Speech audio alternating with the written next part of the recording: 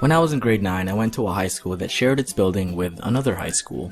Basically, St. Marcellinus was a newly built high school, and at the time, we only had 2 years worth of students to occupy the building, the freshmen and the sophomores. And because of that, almost half of the classrooms in the school were vacant.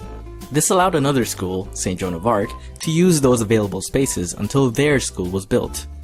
I didn't really think much of it until I met Joyce. Hey Dom, I don't think you make it obvious enough that you're not using real names in your stories. What, really? You mean people are actually searching Aaron Kim on Facebook? Yeah.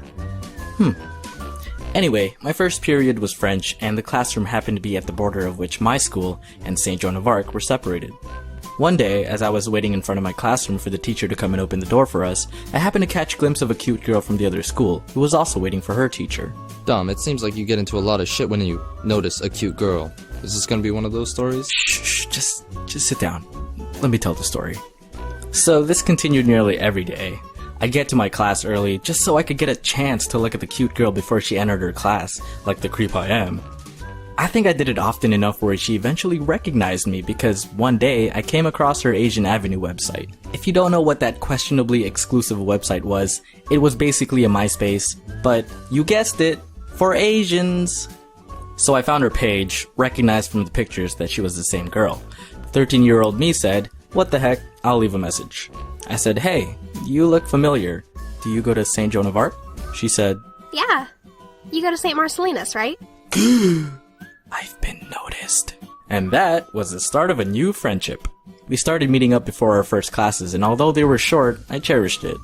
We even began strategically planning the paths we took to our next classes, just so we could briefly run into each other. She gave me this nickname, Doms, and it just stuck with me. I liked it, even though it was just adding a letter to my name. She found my art really impressive, and having her support really made me want to do better and improve my skills. I still remember her saying, Doms, if you ever become a famous artist, don't forget me.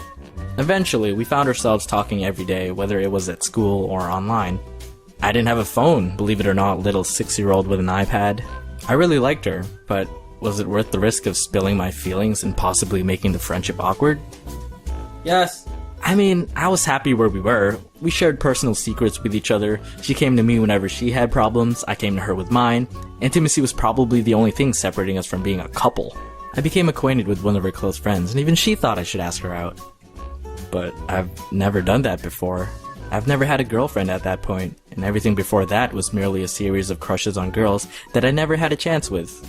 But I thought to myself that if I was ever gonna have a first, she would be my pick. I decided to tell her how I felt. I believed I had a good chance, seeing as how we were best friends. We already had that bond, that trust. I told myself that if she does say no, I would respectfully accept it and still remain friends with her. Easier said than done. And that's what happened. I wasn't sure if there was someone else or anything, but regardless, she just didn't see me in that way. I felt crushed, pun intended. But it felt amazing to get that off my chest. She didn't find it too weird. She was an open-minded girl. And yes, I titled this Best Friend Zone because that is what it was. I was in a realm of the relationship of which I could not proceed to the next. I'm not using the term as a means to bolster the egos of over-entitled nice guys. She didn't owe me anything. I'm not saying that just because her friends and I thought we would be a good couple doesn't mean we should have been one. I'm simply saying that although I didn't exactly get the girl, I was happy that I still got to stay best friends with her. And even though I could never breach that barrier, I was alright with it. If you're one of those people that claim you got friend zoned but complain about it like she owes you a relationship, then that's not the friend zone, mate. That's the pity zone.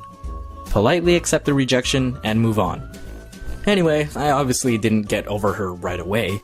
I accepted her answer, but my feelings still lingered along with questions of why I was inadequate as a boyfriend. But I guess that's the mistake most people make when facing rejection. They just invest so much into one person that they get tunnel vision, and when they get rejected by them, they can't fathom the possibility that maybe they're adequate for someone else.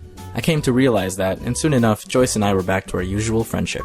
She became interested in other guys, I became interested in other girls, but we were there for each other. In a way, it was probably for the best that we didn't end up together, because at the end of my sophomore year, I came to her with some news. My dad got a job in Virginia. I'm moving. No. Dom, you come back here and you continue this right now. Okay. Jeez. Can't appreciate a cliffhanger. I'm moving. And this definitely wouldn't be the last time I hurt someone by leaving them.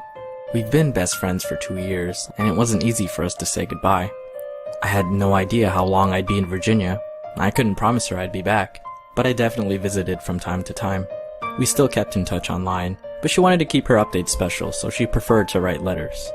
However, while we had all these methods of communicating, we were in 2 different worlds, 2 different environments.